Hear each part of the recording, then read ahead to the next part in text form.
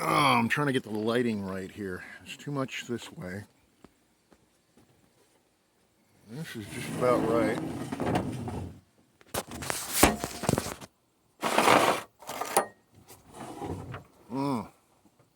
That's halfway decent. Greetings, YouTube pipe community. Peter Piper, the True Light, coming to you at 15:39:38 hours Eastern Standard Time, minus 5 hours Greenwich Mean Time for my global subscribers. Nice day today. Nice, cool, but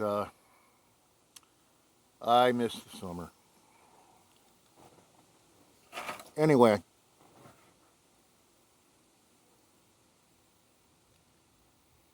it's my last chance to enter New Jersey Piper's GAW and to tell you of my favorite movie.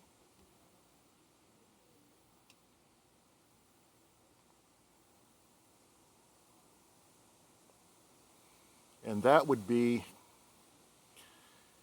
a movie most of you, probably none of you have ever heard of before. And it was called The Last Detail. The Last Detail, starring Jack Nicholson, Randy Quaid, and Otis Young.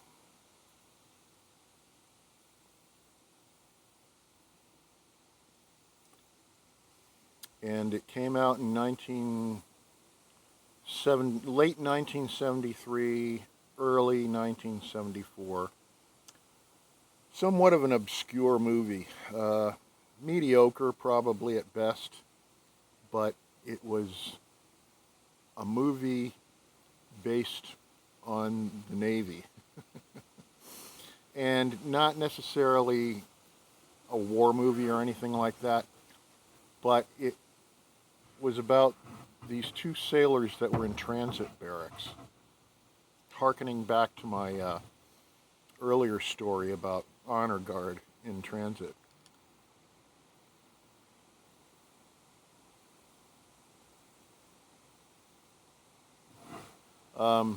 Jack Nicholson is a first-class petty officer, a first-class signalman, and Otis Young, an African-American guy, sailor, I think he's a first-class gunner's mate.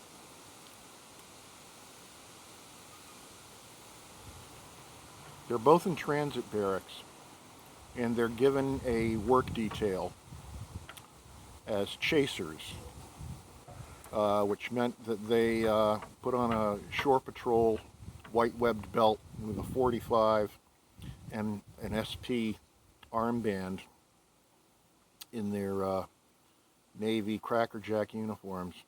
And what they have to do is they have to escort a handcuffed prisoner to Portsmouth Naval Prison. And the prisoner is Randy Quaid.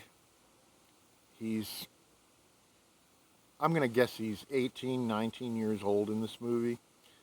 Unknown actor at the time.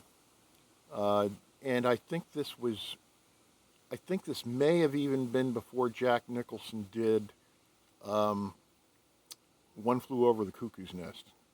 It may have been after it. I'm not sure. I can check that.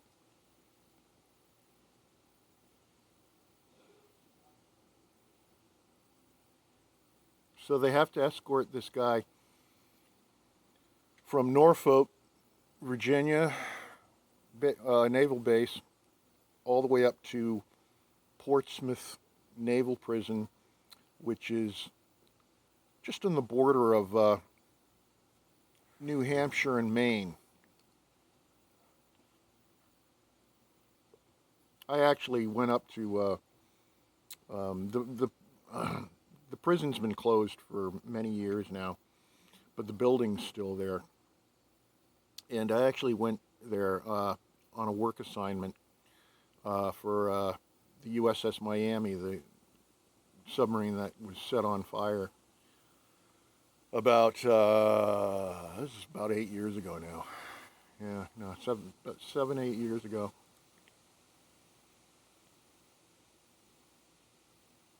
Yeah, we had to go do a ship check on that submarine.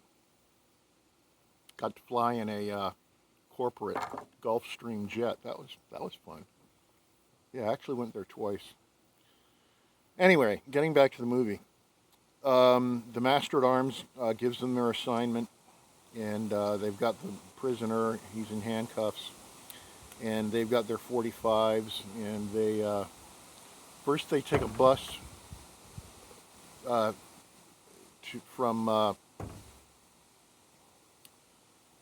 from downtown Norfolk to a train station uh, somewhere else, somewhere in Virginia, and the train takes them to Washington D.C. They stop off in Washington D.C. They miss their train, uh, and they decide that they're going to show this prisoner a good time because he's going away for 8 years in prison. He's a very immature young man. He was caught shoplifting, and the reason he got 8 years and a dishonorable discharge was that he ripped off a polio contribution box. And polio was the base captain's wife's favorite charity. So they threw the book at him.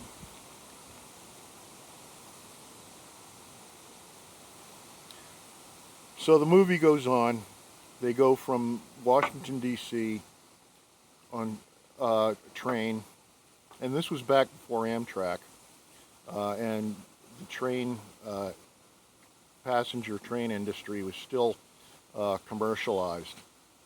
And you had private train lines. So it was in the real heyday of, dining cars and stuff like that.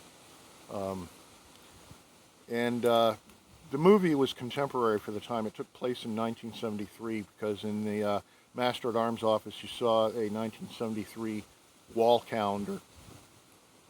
And the movie is like a dark comedy. It's really funny, and Nicholson's at his best.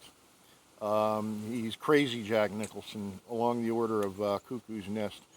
Only this shows you what can happen when you turn three sailors loose with lots of per diem cash, firearms, and you've got to go halfway up the East Coast to do this thing, and you've got probably a week or so to do it. He's due at a certain time, so they have a lot of opportunities to have fun along the way.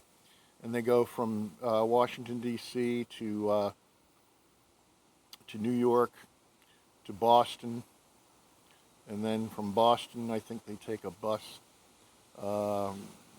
Their itinerary is to take a bus to Portsmouth, which isn't that far from Boston. Well, no, that's not true either.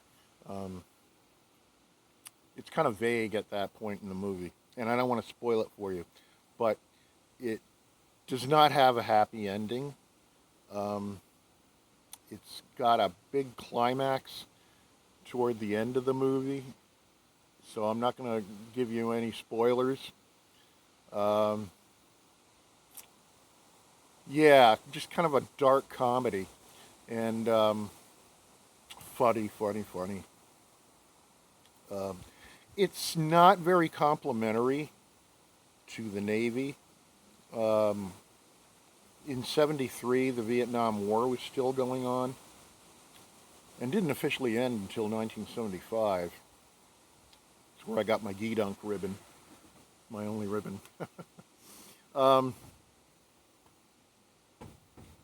so yeah, it's not that very complimentary toward the Navy. Kind of a left-wing slap in the face. But it's my favorite movie, and I'll give you. I encourage you to look it up. It's not on streaming anywhere that I could find. I actually had to buy a copy of it on Amazon. a DVD. At one time, it was on YouTube. You could watch the whole thing for free and in pretty good high definition too. But they took it down. You can see clips of it on YouTube, and I'll put a couple in the bucket so you can get kind of an idea of the movie. But it's like I say, it is a low budget, mediocre, never heard of movie, very early in Jack Nicholson's career, and certainly Randy Quaid's career as well. Close runners up would be a movie that came out in the early 80s called The Right Stuff, based on a book by Tom Wolfe, which chronicled the careers of the first 7 Mercury astronauts in the Mercury man's United States first manned spaceflight program, and that's got a lot of good actors in it. John Glenn is played by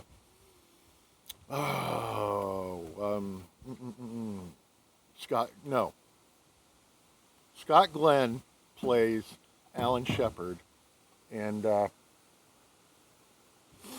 who's the other guy? Can't think of his name. But he played on Apollo 13 as Gene Kranz. Just can't think of the actor's name. Also a good movie. Apollo 13 was good. Along the same lines of the space program. I grew up with the space program. I was born before Sputnik even orbited the Earth, for God's sake. And so, yeah, everything about the space program was just runs through my blood. And I even had the opportunity to work at Goddard Space Flight Center. A few short stints in my career. But third place would have to be the movie which came out in 1968, 2001: A Space Odyssey. And that was really mind-blowing at the time. And I was a kid. I was 12 years old and got a big kick out of that. And couldn't figure out it. Nobody could figure that movie out. It was a Stanley Kubrick movie, and very, very mind-blowing, and makes you think. And I've read some analyses of the movie, saying it's all about evolution and how the computer, the HAL 9000 computer, is artificial intelligence, and that's part of human evolution, and where we've actually created something in our own image. And heavy stuff. Also deals with extraterrestrial intelligence, and even the concept of a deity, if you will.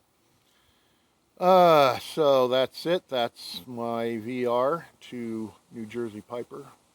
And coming up on 14 minutes, I'll cut it off here. Check it out. Check out The Last Detail if you can. It's especially if you're a Navy vet from my days, you'll love it. By the way, I'm smoking the Baby Meerschaum with